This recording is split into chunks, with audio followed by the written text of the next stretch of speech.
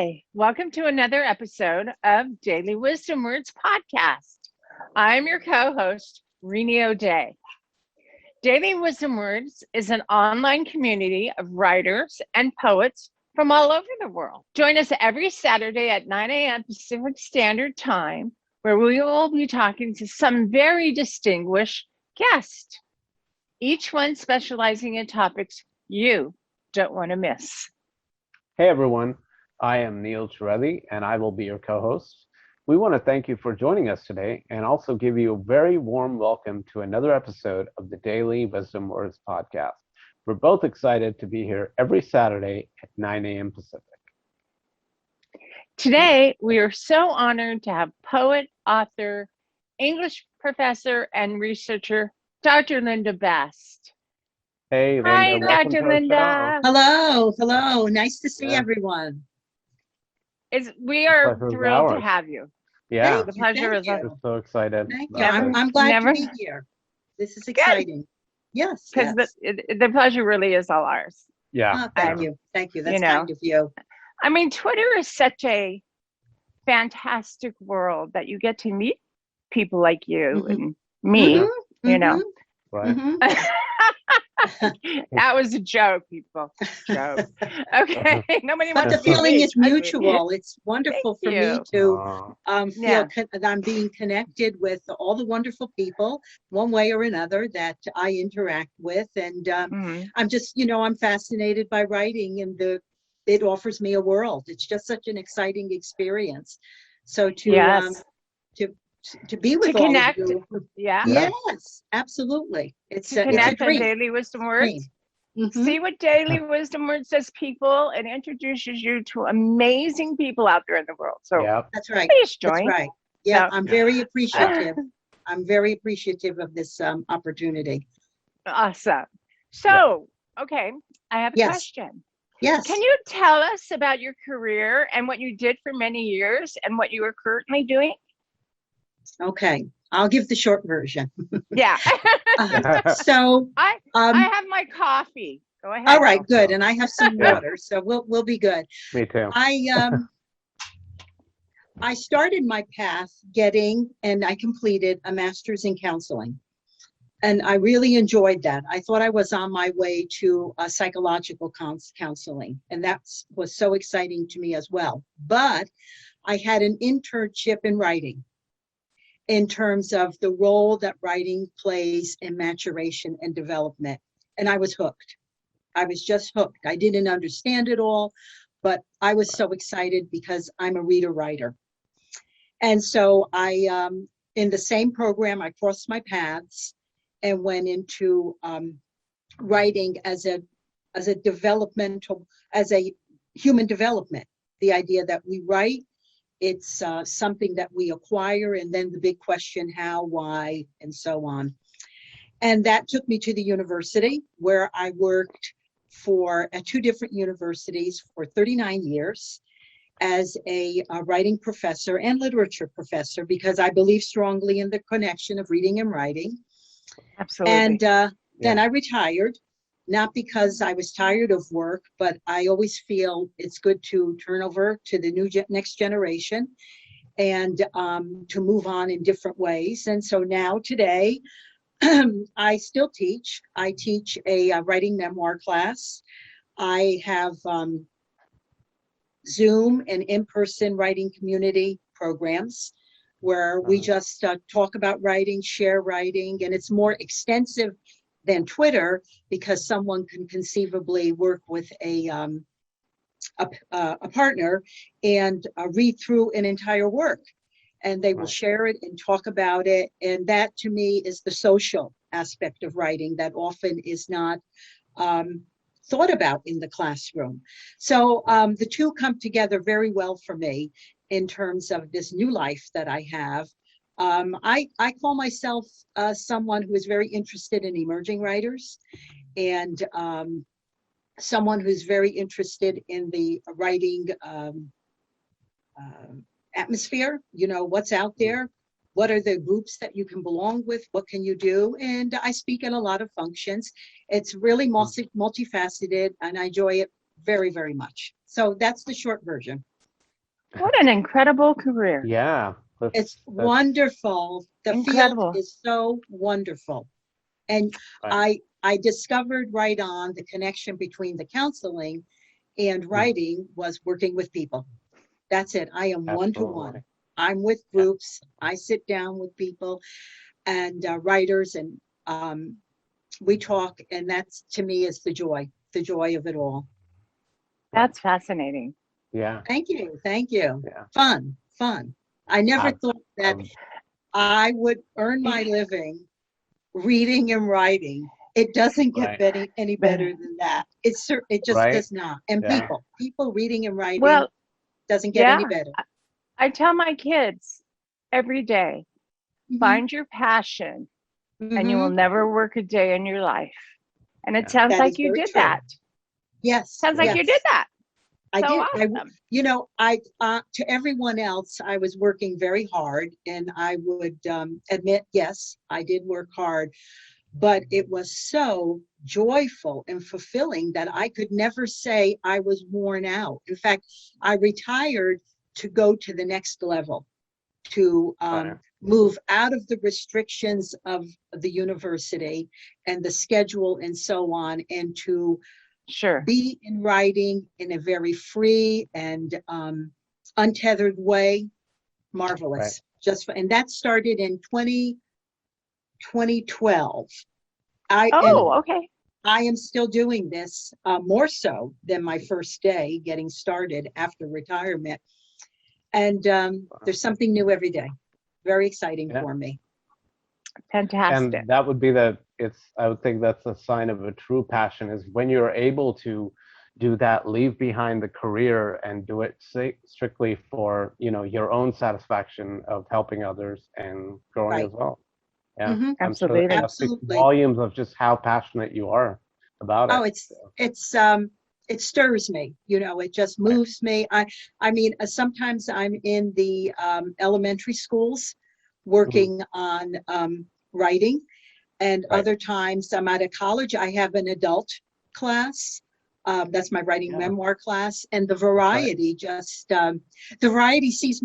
allows me to see the whole picture. Writing, pre-writing with preschool children, Right. the development of writing, writing academically, writing for pleasure, creative writing, and writing one's life story. It's the whole continuum. And I see that whole picture in my, I don't call it my work, in my endeavor. I see it all, and it's thrilling, just thrilling. And seeing it all. I'm telling you, you are. Yeah, that amazing. Is just like, you have me wanting to go to school again. Wow, it's very, very impressive. As someone who is seeing it all even now and has seen a lot of years of it, one of the more debated topics, if you will, is whether the overall academic curriculum has gone down, especially compared to, say, 40, 50 years ago.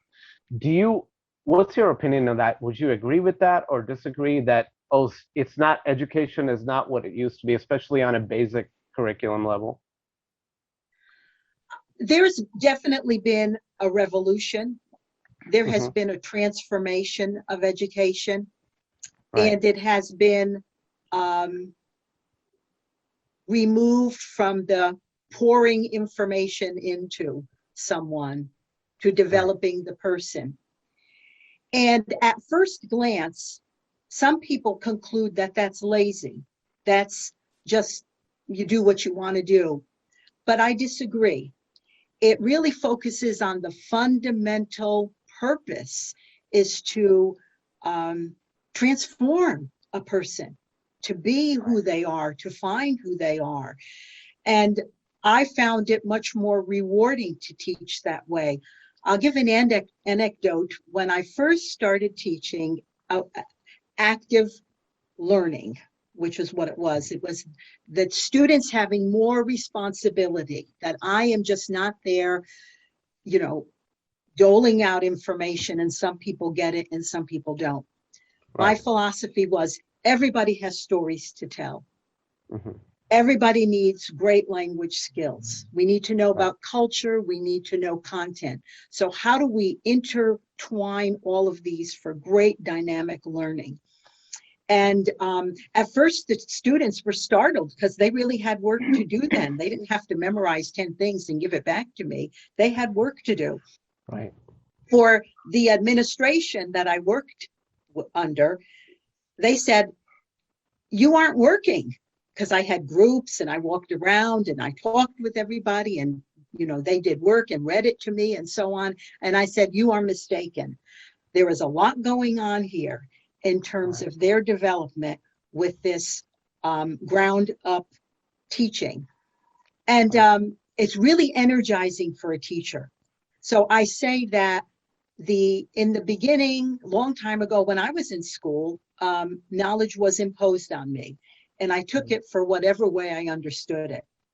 As I began to transition to a new way of teaching, knowledge was the menu. It was what we put out there, and everybody brought more to it, and we navigated it. We looked at what's working here, what are we learning, and students were excited. And just to give you an example, I was in a trial to test this new curriculum, and by time the second semester, my classes were all overbooked. The traditional methods were, everybody said, you've got to take this class. You've got it. You're not going to fall asleep during it. She's not going to let you fall asleep. You're going to be working. You're going to be thinking. And that is the new model. My son is a professor in chemistry.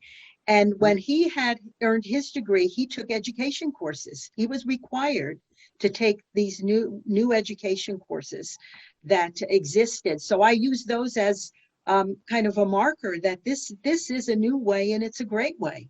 And it's certainly one of the things I want to add is it has welcomed the diverse populations in the United States, because the curriculum is not closed to a certain culture. It's open to all. Right. And to me, that's an overarching reason for teaching in ways that develop the student, rather than having the student parrot back to the teacher whatever the 5 principles are that everybody has to know.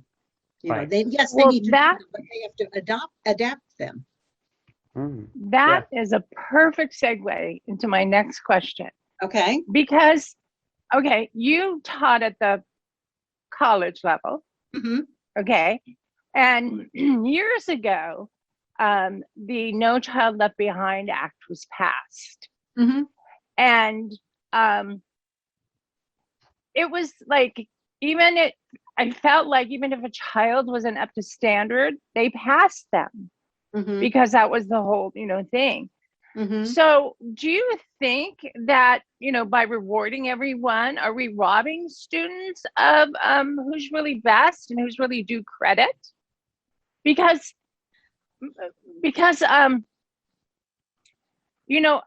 really feel there's a big divide in education right now. Mm-hmm. You see, I mean, I was blessed to have gifted children. Mm-hmm. And then you see those kids that are barely making it through, and they're all in the same grade. Right. It's not a question that's foreign to my teaching for 2 reasons. Number one, I trained as an elementary school teacher. And I did teach, I didn't mention it, but I did teach that for about 5 years. And it was during the process of getting my master's that I discovered writing as applicable to all grades. During my time at the university, I earned a federal grant for bringing writing in the same writing instruction I was doing, bringing it to the local schools. So I was taken out of the classroom for 50% of my time to go to the schools and work with teachers on writing, following the principles and so on that were evolving at that time, like community writing and so on. So that said, we came up with the idea that you can have students at different levels and you can remediate as you teach. So the old-fashioned model is you remediate, and you try to get them to another level. Mm-hmm. Okay, now can you see my hands? Okay, so Mm-hmm. In that model, the instruction is always below the student. That's not going to get them anywhere. Instruction needs to be slightly above the student. Mm-hmm. You're moving them up. You're moving them up all the time. And through that methodology, you really can and must, I'll say, take learning and work towards achievement, looking at the differences in the classroom, some remediation that's in the background, while at the same time we're staying at level, if not going beyond. And I can speak from the article that I wrote, and there are many of them, that this is doable. This is doable. The teachers need the right tools and they need the right support. For example, in my class, I used to have other students who had passed my class with good grades be my assistants in the classroom. So we had people, so students are writing, some are reading to me. The other students who had previously been in my class are walking around answering questions. And you can see it was an enterprise of learning that was very dynamic, and it involved people more than myself. So I think if you have the tools and this know-how, and this way of teaching is emerging in our school systems now. Things usually start at the university because that's where the research is, and then it goes back and forth between the different levels. Right. I hope that answers your question in some way. It was perfect. Absolutely. And I'd like you to meet our mascot. This is Kona. Yeah. She's my baby girl. Hello. Say hi, Kona. Say hi. How are you? Yeah. I'm just for. Go ahead. No, you go. I'm just a fan of dogs. In fact, I was going to tell you that at this moment, while we are recording, my dog is sitting to my right he's 8 years old, chocolate lab, about 80 pounds, beautiful. I'll send you a picture. Love him. Yes. But he takes his nap in there. He walks in and opens the door himself and takes his nap. And he snores. And he's over there right now. And I'm hoping that this is not going to happen, that he's going to have a big roll in there and begin to start snoring loudly. Wow. But there was no way. I hope he does. I could not get him out of there. And I said to my husband, well, what do we do? My husband said, well, I'm on call over here, just get me and I'll come and get him. So I said, I hope he does. But I really hope he does. He sits through every Zoom and he loves listening. He loves listening. Wow. So anyway, so for what it's worth, I have my dog sitting here too, cloaked under his blanket. Yeah. Well, my dogs don't like to listen because I don't know if you heard during your answer that they all tore out of the house chasing a squirrel. And then just for the record, I want to say that yes, my children are all gifted, but they got it from their dad. I don't want to take credit. Oh, come on now. Trust me. You are a person of light. Absolutely. No, I was teasing. Thank you, sweetie. Yeah. Anyway. You're welcome. Yeah. So one of the materials we got from you when we were doing our research is, of course, part of the Keene University research that you're involved in. So can you talk a little bit about that, what the study is first, and what the objective of that study is for our audience who may not be familiar with it? Okay. There was a realization during my early years there that the curriculum was compartmentalized, meaning you have math over there and writing over there and science, and we aren't looking at the connections. Right. And there are connections.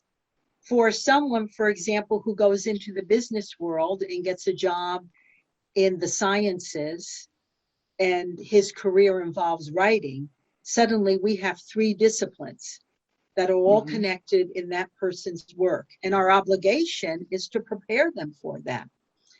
So I was directing general education then, the program that had all the required courses for the university. Program by program, there were different requirements for each program.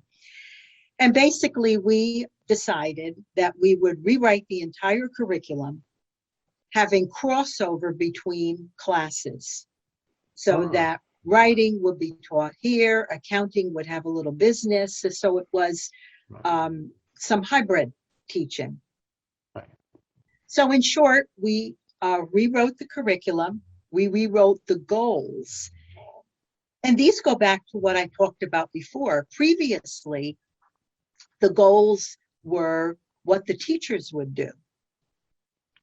Right. After the change, the goals were what the students would achieve. Wow. And how they would get there, Wow. and how they would be measured. And every student at the university was measured by the same goals in the giving classes. Right. So that was the first step, was rewriting the curriculum, which meant every program had to go back and look at their courses, add more reading and writing. And then we had what we call writing across the curriculum and writing in the disciplines. Writing across the curriculum is that you write about sociology and you write about philosophy, and you just don't write to write. And then writing in the discipline is where you specialize as a writer in the area that you're studying. And then as the courses became more intense and specialized, then we talked about bringing other disciplines into the junior and senior years so that students were more broadly prepared for the world. One of our underlying principles we found, discovered, or created, whatever it was that we were teaching students for life, or citizenship, or participation in society. We weren't just giving them computer science. We were giving them a way of thinking. So then we stepped further and we introduced thinking into the curriculum. And that just, had everybody like, I like what? that. Okay, well, where are you going? And, I like that. I loved it. And it was make decisions when you're completing a project. Tell what those decisions are. Why did you decide on this project? And really looking within to, and this goes back to the idea of developing the person rather than just giving the knowledge. Yeah. So we developed the curriculum, we tried the curriculum, we measured performance through contact with the student, not just, a paper or a test, by more thought-provoking like a direct, measures. a direct way rather than an indirect way. Right. And you can imagine it's a university with, at the time it had 16,000 students. So every student, over 75 programs, every student, every program, slowly a new curriculum was introduced to the students, partially for the continuing students, and from the ground, the new students, carefully navigated and synchronized. And then we looked at performance. And one of the interesting things we did was oftentimes we had people outside the discipline, like someone in math would confer with the people in science to look at what everyone was doing, so to make some connections and so on.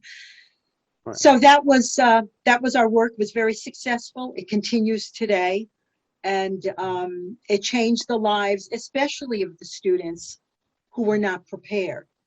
The article that I gave you is about students whose writing skills were below par. And the old-fashioned way was just to humiliate them by putting them in a standalone class, where you were not even receiving credit. So we took the class, and I called it the supersized class. You did double the time with writing and earned credit for it, but you achieved mastery at the level. And the student that I wrote about is one sterling of the many examples of students who succeeded in that program because from the beginning, it was affirming. It was not looking down on them. It was very sophisticated structurally. I enjoyed it because I felt I spent so much time with those students doing a double period that they benefited so much from the continuity and the depth and so on. And you know what it meant for the college? It meant an investment. And they made that investment because they took me, who ordinarily would have been teaching 2 classes that would move 2 groups forward. I did 1 class, supersized, and it took up 1/2 of my teaching time. And I give credit to the university for approving that and supporting it financially because it worked. It worked it has worked. It does work because it is still in existence today.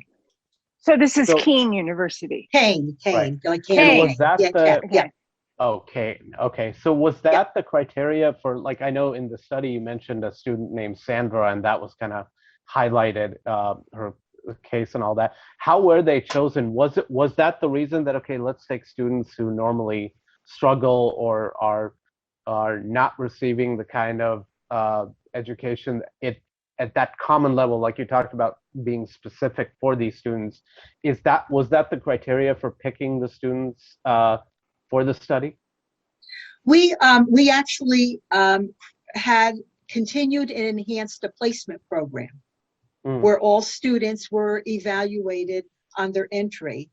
And we looked at actual writing that they did in person and had interviews with students with different language backgrounds. We had them write as well. And we also did a more in-depth conversational evaluation to see what level would prepare them the most. So we did some pre-assessment that, and then the first 2 days of class, the first week of class, everyone did some sort of writing and they were evaluated again to make sure they were in the right place because they could be nervous and things like that. We didn't want anybody misplaced. Yeah.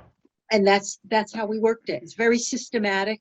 And eventually we were helped by electronic testing modes that made it a little easier on the staff. But this was an investment whereby the university paid staff during the summer to complete all of the assessment, all of the testing, and prepare the classes, get their schedules done based on what was learned. And then for the other assessment, it was, writing, interaction, self-assessment. How did they feel about themselves, about writing? Because sometimes it's really either motivational or it's a dejection, because you know what it's like many times. What are students hearing in the classroom? You're never going to be a writer. You're never going to be a writer. And my view again is everyone has stories to tell. That's it. So our job is to guide them to tell those stories. And I put in my own syllabus every time, and at first the students laughed. One of my goals was for them to enjoy writing. Yeah. Right. Absolutely. And they did. They did. I said, I want you to try. No matter what has happened, to enjoy writing. And I said, when you're with me, you will be with someone who enjoys writing. And let's talk about that. Yeah. And it was more than doable. And to me, that was a great moment, a really great moment. Right. Okay. Wow. That's Um, fascinating. yeah. You mentioned a diversity in the students that you pick. Like, how big of a factor do you think does that play in terms of what kind of education a student gets, of where they're from, their ethnicity, or what kind of families they come from? How big of a factor is all of that in their eventual especially when it comes to higher studies? Because it's so different everywhere, the Hmm. application to get into higher studies and all that. Right. Hmm. Did you use the SATs as a point of entry? In part, we had a, kind of a compendium of things that mattered. Um, First, I think it's important for you to know that I worked in a very diverse environment and enjoyed it immensely. At the time that I was last teaching at that university, there were over 42 languages or dialects reflected in the student population. Do you want a personal answer or do you want a No. professorial This answer? is about, no, you give Yeah, us what you feel is the Okay. you correct feel. Yeah. answer. Absolutely. I feel that students from different backgrounds bring the richest experiences to the classroom that we can have. And they should feel comfortable telling their stories and learning about America while also sharing with others life in different places. We learned from each other. I learned. I had a student once in class who was from another country where, because she was married, she was not able to return to college in her home country because married women did not go to college. And her husband decided that they would come to the United States. They left their families. Oh, They came to the United States so she could be educated. She was in my class, a very wonderful student with goals, and she succeeded. And she brought wonderful stories. Fantastic. When she, I always said in class, tell a little story about yourself. And once everybody was comfortable, they would be very open about things that they either fled from or ways that they were discriminated and so on. And our eyes were all open to what their lives were like. And that shared moment was a really important one for us coming together as a class, as a group of people that are going to work together and know each other and work on the behalf of the common good of the class. So I feel that we have exceptional students in the United States and exceptional students coming from other countries, and they all bring opportunities and abilities with them. And I don't think there is anything that should get in their way. And certainly during my teaching years, I made sure nothing interfered with their progress because I just don't look at education in that manner. I think we are, they have that word that's book title, The World is Flat. Well, the world isn't flat. The world has access now. We have access, we travel, we know people from other worlds. My husband traveled extensively internationally for work. And we have to know the world. In fact, that's another one of my principles of learning. We have to know the world. The world needs to know us. And that can be incorporated in all education very easily because we are no longer a continent, a country that stands by itself. We interact with all the peoples of the world. So why then do we not value education in the same way to prepare everyone for the world? So I'm very pro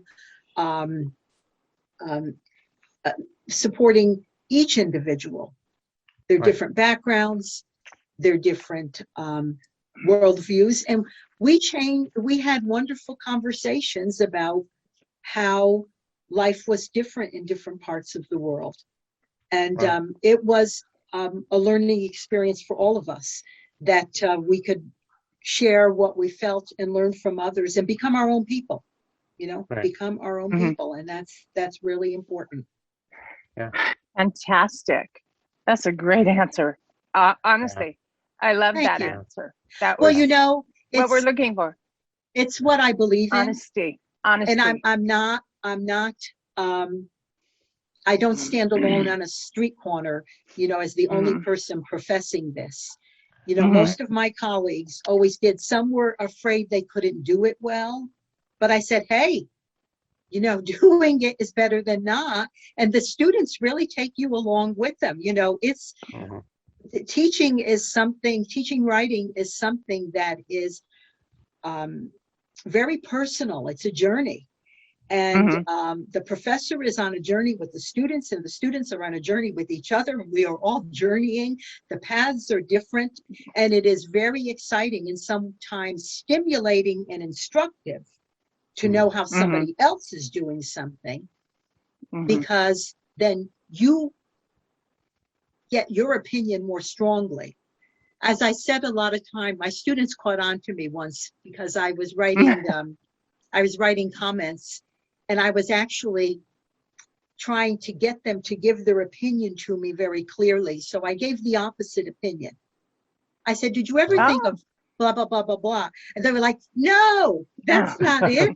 And that's what I wanted them to say. Yeah. I wanted them to say, critical no, thinking. Dr. Best, this, that's not what I want to say. Then I say, tell me what you want to say. Let's get the words. Let's find the words so that you can say what you want to say and be so happy with what you expressed. Right. So then they look at me and they say, are you playing the little game with me? And I said, you will never know what's going on in my mind. I said, but just I love it. Read the question and tell me your answer. I love it. And some of them would say to me, oh, I can give my own answer. Yes. Please, give me your answer. Wow. Yes, I want to hear it. But we don't want it out of a book. I think a liberating time for them is when they used to come to my office and read their papers to me. At first, they were like, you know what? They were like, I can't do it. I said, please, this is your time. Read to me. I can't wait to hear because their voices come through. That is so important. So I just thought I'd throw that in because it's part of this finding yourself in writing is taking on your own voice, being who you are. Yes. Yes. Exactly. So Neil, I'm going to throw you because I'm going to skip a question, and then because what you just said was because I did that fascinating. Earlier, right? That's I know, right? That's okay. No, I'm kidding. Yeah, please do. Yeah. I'm going to do this. I'm going to do this. No, please don't. Do that. Please do not do that. Do that. I'm teasing. I'm coming there and unzipping it. Yeah. You should know me well enough now to know that. We love Very similar, I have a feeling. I'm not going to zip my lip. It's not going to happen. By the way, you have the best last name. You just have the best last name. Yeah. Yeah. Like you haven't heard that all your life. I'm going to tell you something that I tell everybody. My students used to call me every once in a while, Dr. Pest. Oh my gosh. That's hysterical. In good jazz. In good jazz. Right. They go, oh, Dr. Pest. Yes. The first time I heard it, I burst out laughing. It was just so much for me to hear that. But it was very dear because they felt close enough to me that they could joke around with me. And I thought that was very good. Yeah, absolutely. Yeah, absolutely. Yeah. That's what you have to make kids comfortable to get the best, absolutely. to get the best out of them. Yes. You really do. Now, my children were very fortunate to have some amazing English teachers in high school. I mean, these were, they taught from their heart and they made sure, everybody knew. But anyway, the case study that Neil and I received is called Crossing the Boundaries, a case study of one remedial student's transformation into a college writer. Now, my question is,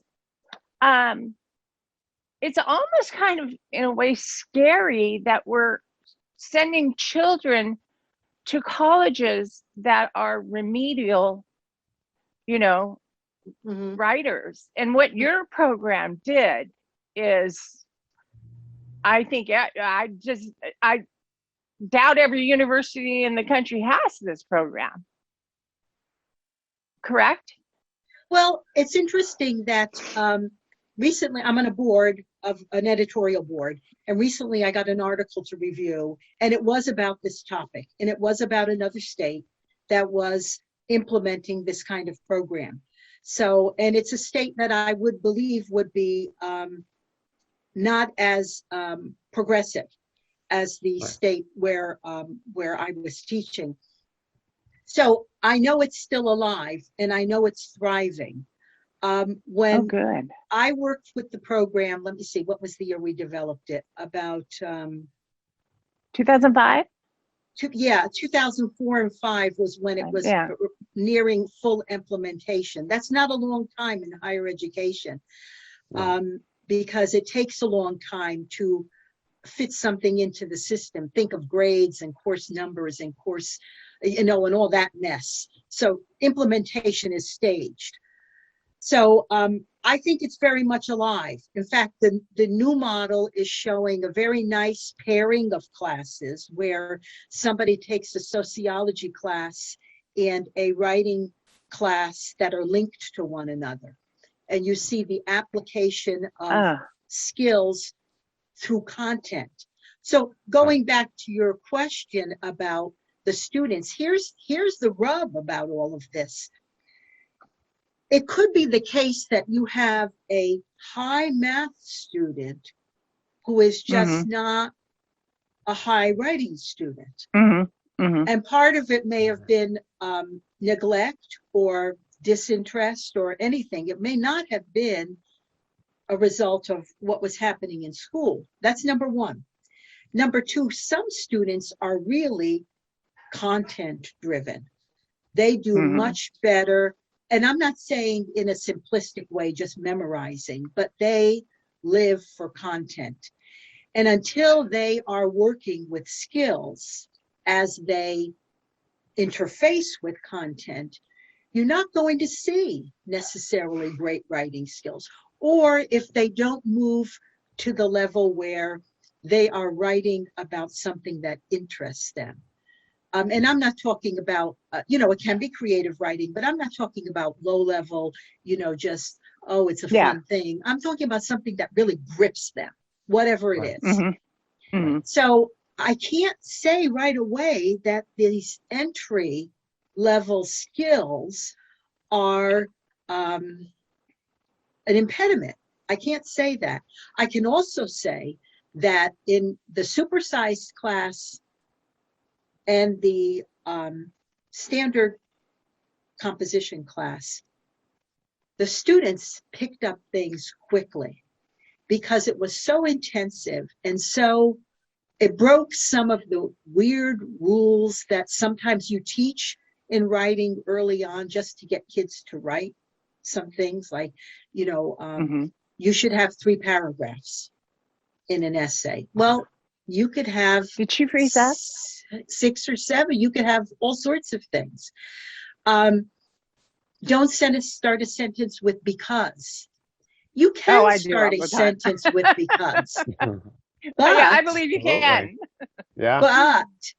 But for little kids, if you start with because, you're just going to give the answer because he didn't like it. It's a fill-in. You're not telling the whole filler. thing. Yeah. We used to call them fillers. When we started class, I often said, let's look at some of the, at this level, I said, when we're at this level, you're in university, let's look at some of the misconceptions.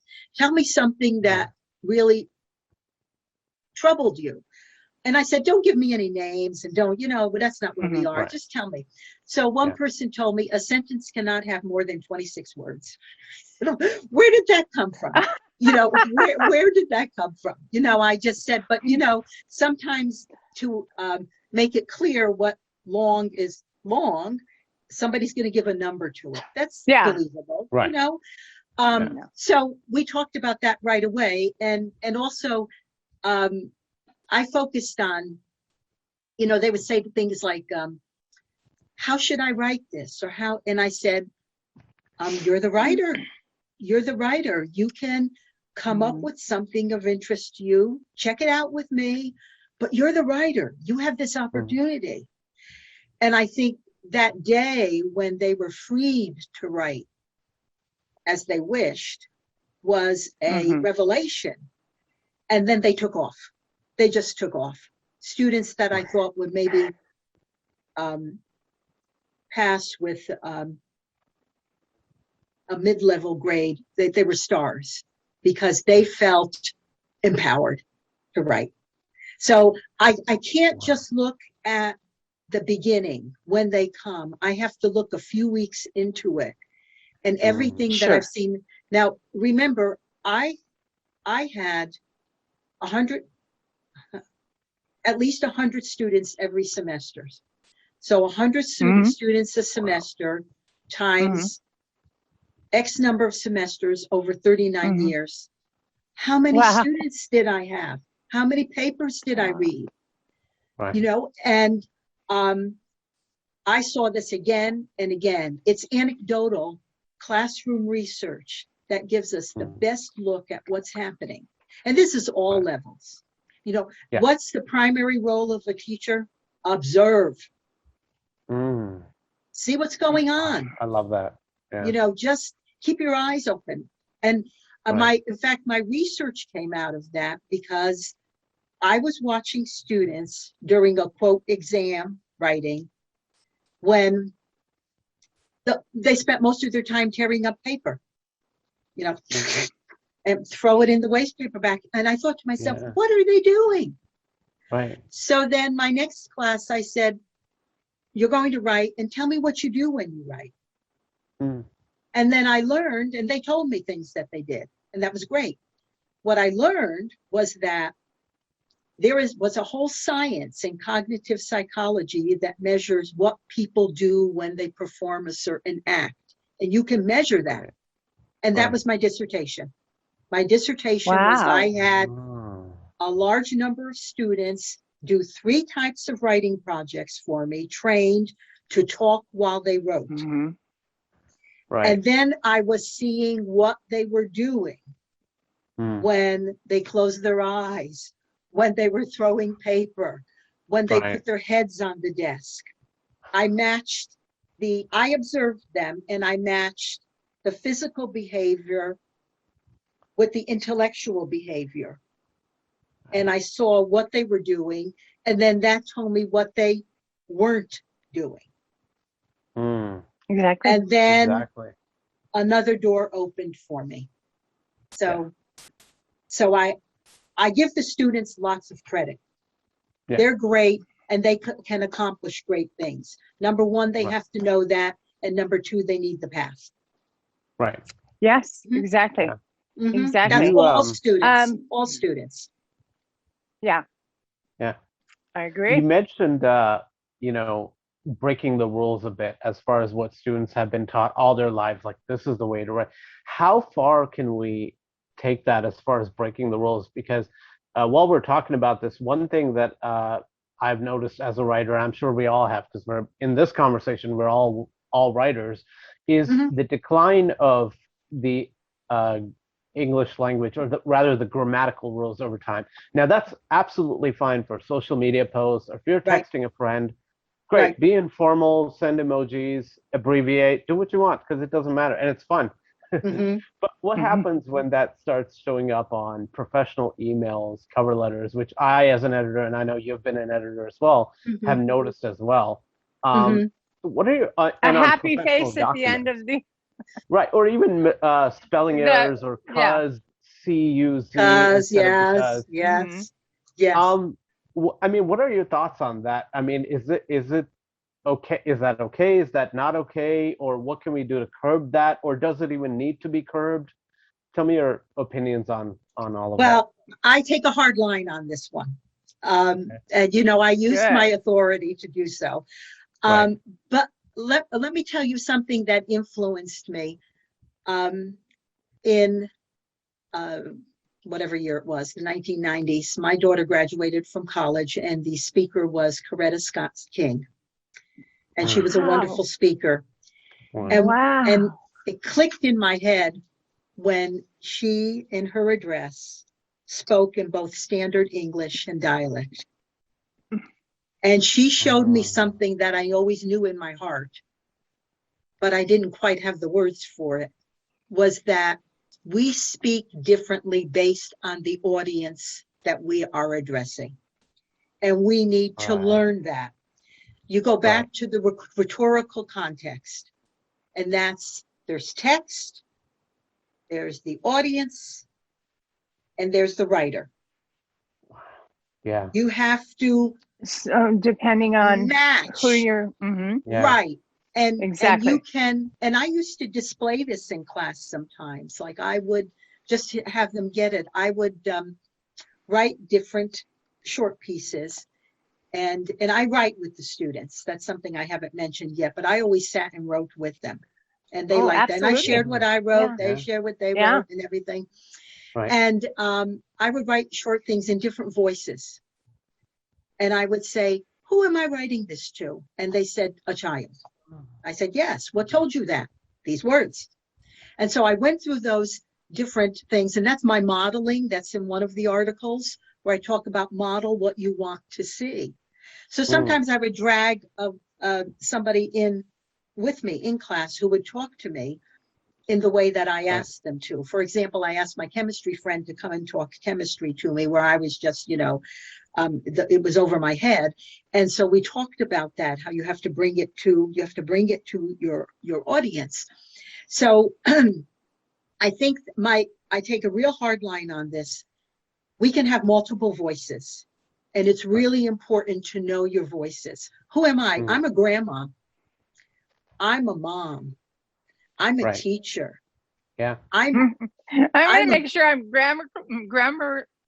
I'm a good neighbor. I have great fun with people and tell stories. I come from an Italian family. I know some Italian, and sometimes I throw that into things. Now, who's going to know that? Only my Italian friends. So I know that I have many voices, and that's what I had my students do. And I used to create assignments that would allow them to do that. Would, and a lot of them I would say, choose a piece of writing that's not at the level you're studying now, and talk about how it differs from what you're doing. So I believe we have multiple voices. I think we have to be discerning and discriminate in terms of distinguishing among them, and understand what's reserved for your classmates is different from what you'll speak to the professor. That it's different from the way you'll talk to your parents. I always said, if there was some situation that came up in the dorm that was rather risque, how would you tell it to a friend? How would you tell it to your parent? How would you tell it to the office of the college that you would go to report it? So we speak in different voices. The technology, the truncation of words and so on does not have its place in the business world. It does not. And so glad you said that. And so glad you said that. It's not appropriate. I don't want to see it. If I even see it today at my age, and in a casual thing, like my son is in his 40s, he would not dare show me anything he's writing for a grant or something that is not meticulously prepared, though he will use it with his friends. Now, does his children use that yet? No, they are, that's really strict with them. So they're starting the right track, I think. But I believe we have to be, what's the word I want to say?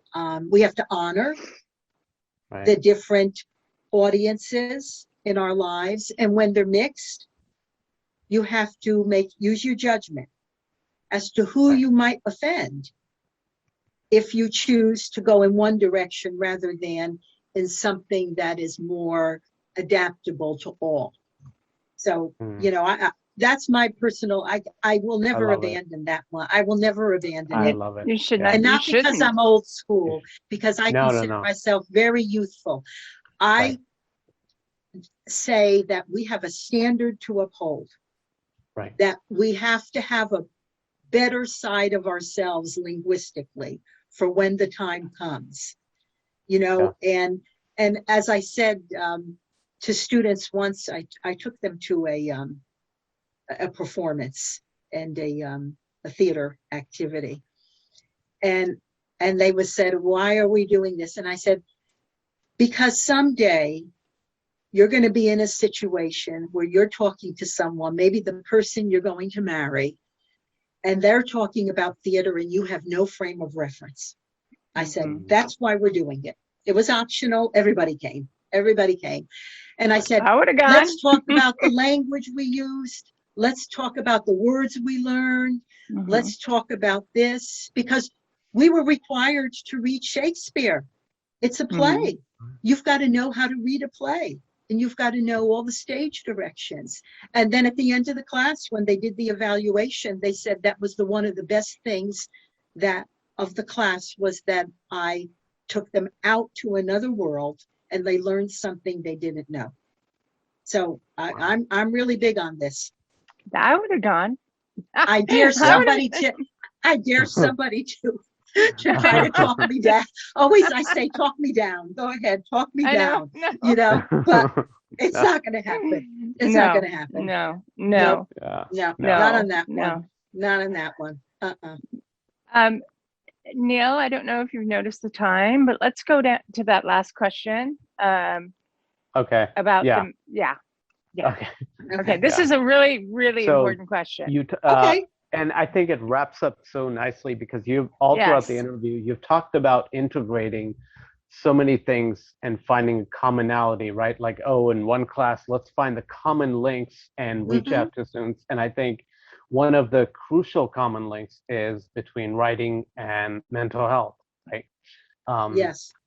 So there have been studies that do show when you have a clear mind, you can write better.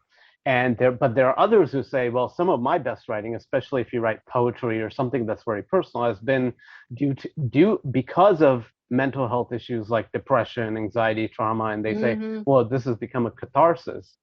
So what's your take on that? When do we write the best? Is it when we're good to go in a good space and clear mind, or can mental health issues actually trigger some good writing simply as a process of catharsis? Okay, that's a complex one because there is a lot of variation. There will be some people who write well when they're angry, and other people who have to be in a very peaceful place to write. A very simple example is some people can only write if music is playing, and some people cannot write if there is a sound around them. So it's complex. There are two terms that play into this. And I think there's no good or bad here as long as a person knows themselves. And that's where the starting point has to be. But I talked about cognition before, knowing, just the way we know something. Right. And that goes on very interesting levels that become very complex. Right. There is cold cognition and hot cognition. Cold cognition is when you're thinking of grammar and rules, fixed things that have no emotion. Hot cognition is hot. It's could be the raging. Fire in you. Yes. Yeah. And they interact with one another. So in a good way, one would see the balance of the two when they write, that I'm going to get some words down now, and I'm just going to I'm not going to think about them. And then I'm going to start, I'm just going to get my emotions down. And then I'm going to go back and structure it, those sorts of things. So I think a person has to know themselves as a writer, and they can't compare themselves to others. They have to know when that cracking moment is, that time when you're writing and you have taken off. What happened then? that made it occur. And the time that you were able to break the code and get somewhere, what was going on then that caused it? Yeah. Know yourself as a writer. Right. I do perfect. know that when writers come together for a common purpose, even if they're different in what they're doing, they often write very well because there's a focus there.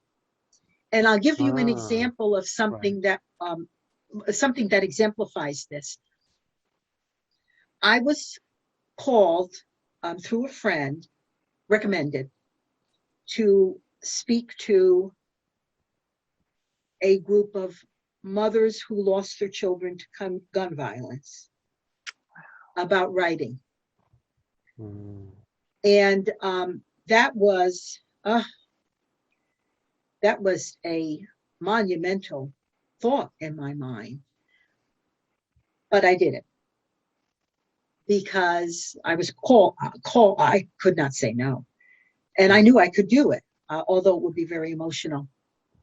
And we talked about ways to honor people by telling stories and how to talk about it with others, how to celebrate. What are the words? It's like a word bank that you're getting together, but it was more warm than that, of course.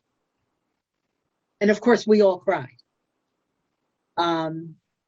Everyone approached it differently, but that common focus was instrumental in the event taking place and succeeding with what we aimed to do.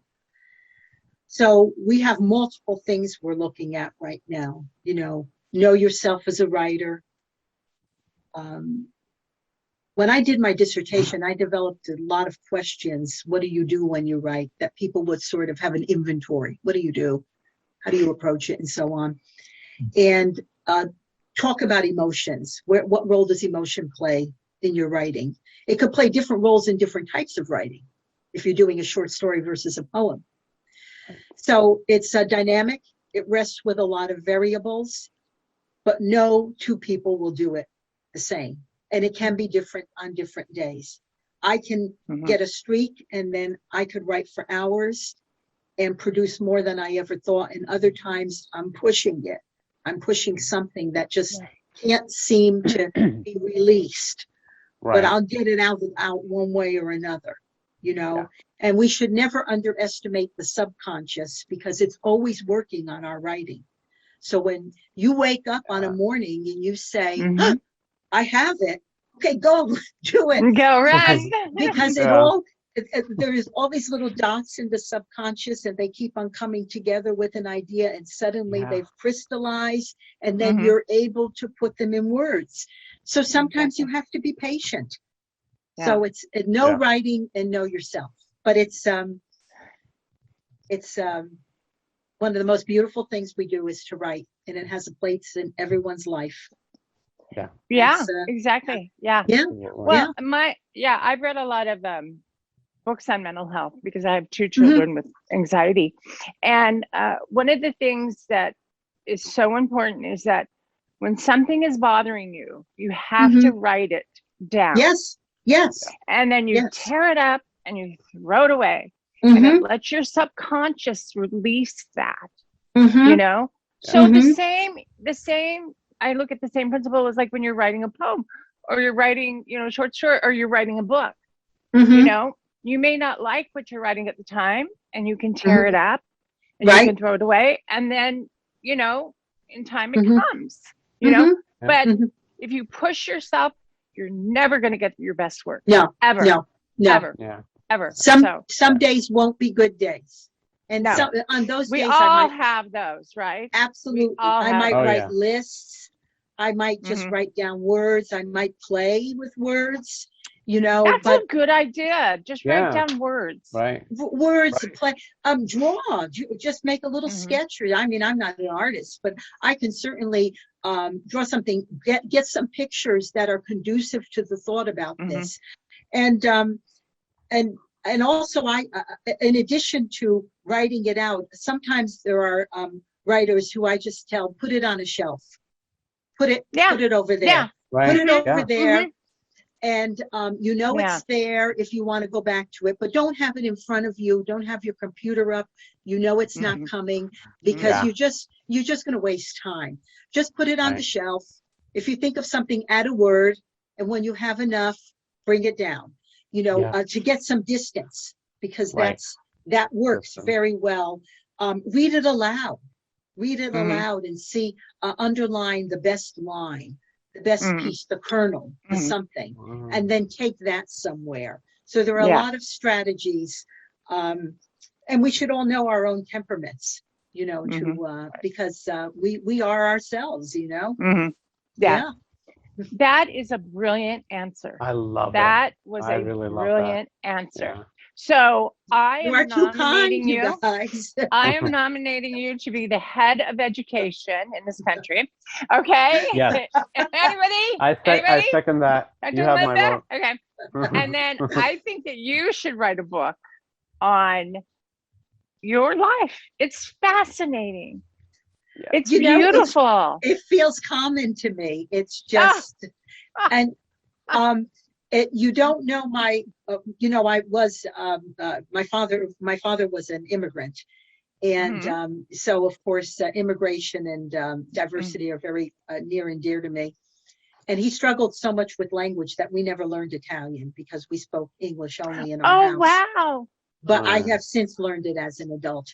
And I was going to say, I hear an Italian accent in there. Yeah, he really valued language and inspired me to love words, and because he came to love words because he studied English as a second language in the United States. So that part of my life is I think so formative in terms of who I am, because I'm a real advocate for, I'm sure you can see, for literacy and language, linguistics. Exactly. Gamut. I just will never give up on it, you know, never. And I think it's so important to all of us. But that part of my story, I think, is the springboard for everything else. For you know, my father wanted to be a professor.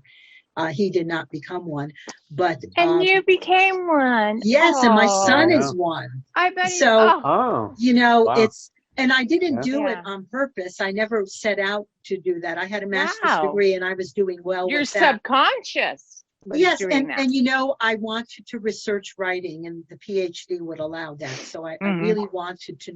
I just wanted to know more about it. So that's kind of a you know, a dedication to him. You know, that I found myself not only with the degree but also in language, which was the kind of the hot point in his growing up. And it's something that I have really gotten a handle on. So thank you for that nice thought. My thought for the book. You are fascinating. After the one I wrote, I'm finishing up now, is I have always wanted to write a book about writing. And that would be very exciting to me, because I have all the notes from every class I've ever taught, and I have anecdotal note, what worked, what didn't work, and all that interactive, you know, process. Because I'm a process person, I'm not product. Don't give me a paper. Go through a process and give it everything you have, and then show me the paper. So it's between the two at this point, but I'll do some soul searching on that. And well, I'm telling you, those people that write books like Cooking for Dummies and stuff like that, they're making millions. Just don't call it writing for dummies. It's true. It's true. You know, it's true. Linda, I am so honored that you came on, and I have a million more questions. So maybe you will come back, because we didn't get through half our questions. I love the fact that we're like reading a. I felt like we were sitting around the table having coffee. Yes, talking. yes. And, you know, chatting, and that's what it's about. This has been very intimate, very comfortable for me, and it's a joy to spend time with you. Oh, I so so fun. appreciate the invitation, and Well, I'm game. You know that. okay. Okay. I'm Because I still have I'm so good with many it. questions. Like we Me didn't too. even get to Yeah. turnitin.com, Yes, Avid, all these things. So, but yes, those Yeah. yes. will come at another time because we Okay, are way over. absolutely. And I just have one favor. Yes. We all have a dear friend on Twitter. He's a pain in the sometimes. He uses verbs as nouns in his writing, but that's a subject for another day. I mean, that's a conversation for another day. His poetry is lit. Yes. I mean, it's lit. He Yes. is one of the best poets I've ever met. And he started like me later in life. Like in high Mhm. school, I Mhm. couldn't write a poem, for Yeah. anything. And now it's like a dream of mine to be. I'm not very good. I'm just teaching myself. But You anyway, have great writing. Good. thank you. So, can we all three wish Robert a happy birthday? Absolutely. Yeah. Happy Happy birthday, Robert! birthday, Happy Robert. birthday, Robert. Yeah, he's a dear friend. So, anyway, Dr. Linda, Yes, as we said, we enjoyed this immensely I and did too. we adore you and we hope you come back one day. Well, Yeah. thank you. Thank you. Okay. Never hesitate to get in touch. Never. Oh, Yeah. well, every day. Yeah. I'll Exactly. tweet you. It was my Thank God pleasure. for Twitter. Thank God Well, for Twitter. speaking So, of Twitter, Yes. yeah, would you say your Twitter handle for our audience, so where they can find you? oh yes, What is it now? Dr. Linda B. Dr. Linda Dr. B. Linda B. There we I was go. gonna say Dr. Linda that's B. gonna be my rapper name. Okay. I'm gonna be Dr. Linda B. I don't know. Yeah. Still I haven't have had fun enough with coffee, it. guys. Yeah. That's good. We were Anyway, all. you take care. You too. Take Thank you care, and so it was a much. Have a pleasure great having you. day. You Oh, too. thank you. Take care, Linda. Pleasure is Bye. mine. Bye-bye. Bye. Bye bye. Bye-bye. Thank you, everyone, for listening, and thank you, Linda, for joining us. Want an exclusive sneak peek at our future guests? Go to our website, dailywisdomwords.com, where you'll have full access to our podcast page, which is updated every Wednesday morning at 9 a.m. Pacific Standard Time. Next week, we're going to have life coach, an author, and a fellow podcaster, Lori Bischoff, joining us. If you have a question for Lori, remember to go to the podcast page and submit your question and an email. And remember, if we pick your question to be on the show, you'll receive a surprise gift from us. You can also submit any feedback you have for the podcast. Remember, we want to hear from you. We want to thank everyone for joining us today. If you're a writer and not a member of dailywisdomwords.com, sign up today. Just $10 for a lifetime membership. No dues. Take part in our active writing prompts, our Wisdom Words blog, groove to a little music, and build your own social media profile. Meet and interact with other writers just like you. Once again, that's dailywisdomwords.com. Make sure to follow us on Twitter, Instagram, and Facebook, of which all the links are in the description. And don't forget to hit like on this video and subscribe to this channel so you never miss an episode. And if you want to show a little extra love to us, we also have a link for donations in the description. So make sure to check that out as well. Thank you, everyone, once again, and we will see you next week. Goodbye. Bye.